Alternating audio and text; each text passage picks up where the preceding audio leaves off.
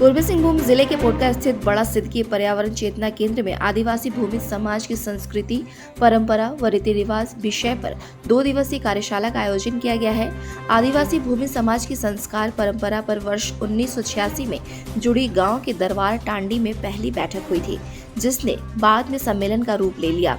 इस सम्मेलन से समाज का एकीकरण हुआ। तब समाज को संचालित करने के लिए इसके परंपरा एवं रीति रिवाज का एक पारित विधि बनाया गया था। उसी के अनुरूप आज तक यह व्यवस्था चलती आ रही है। आज 36 साल के अंतराल में देखा जा रहा है, सामाजिक परंपरा व्यवस्था में युवाओं की भागीदारी नहीं है, वह अपनी परंपरा से दूर होते जा रहे हैं। ऐसे में युवाओं को परंपरा और संस्कृति से जोड़े रखने के लिए ऐसे कार्यक्रमों का आयोजन किया जा रहा है।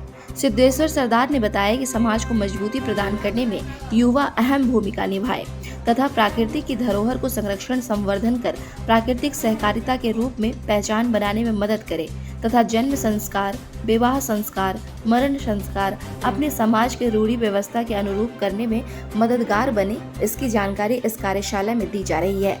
इस कार्यशाला में सिद्धेश्वर सरदार, हरीश भूमेश, जयपाल सिंह सरदार, मालती सिंह, रिंकी सरदार, गौरी सरदार, सनातन मुंडा आदि उपस्थित थे।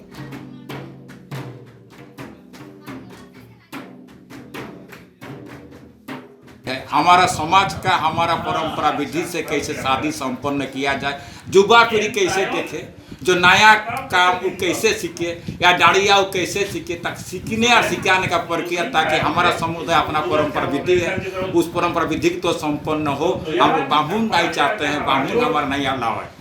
आज जो हमारे भूमि समाज के जो युवा लोग हैं वो कैसे अपना सांस्कृतिक परंपरा रीति रिवाज को आत्मसात करें।